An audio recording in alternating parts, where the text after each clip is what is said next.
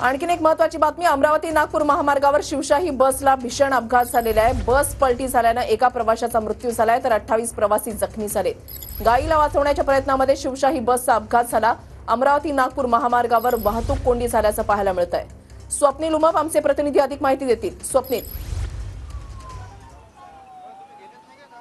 नक्कीच वृषाली, अतिशय भीषण हा अपघात झालेला आहे। अमरावती नागपूर महामार्ग क्रमांक 6 वर आपण बघू शकतो, गायीला वाचवण्याच्या प्रयत्नात जे आहे ते शिवशाही बस जी आहे ती रस्त्याच्या कडेला पलटी झालेली आहे आणि जवळपास 28 प्रवासी जे आहेत ते या अपघातामध्ये जखमी झालेले आहेत तर एका प्रवाशाचा मृत्यू झालेला आहे। तर मोठ्या प्रमाणावर जे आहे त्या ठिकाणी अपघात झालेला आहे आणि महामार्गावर देखील दुसरीकडे मोठ्या प्रमाणावर वाहतूक कोंडी झालेली। आपल्यासोबत चालक आहेत, त्यांच्याशी बोलणार आहोत।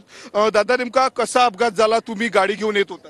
मी नागपूरहून अकोलाकडे गाडी घेऊन येत होतो। अचानक गाय जी आहे अचानक आउटसाईडनं इकडे धावत आली आणि मी खूप कंट्रोल करायचा प्रयत्न केला, पण ते शेवटी गाडी माझी त्या गायीला धडक लागली।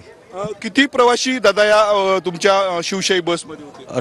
35 प्रवासी होते, त्यातले 28 जखमी आहेत। तुम्हाला देखील दुखापत झाली, रुग्णालयात नाही गेले? नाही, जाणार आहो मी माझी गाडीच हे झाल्यावर।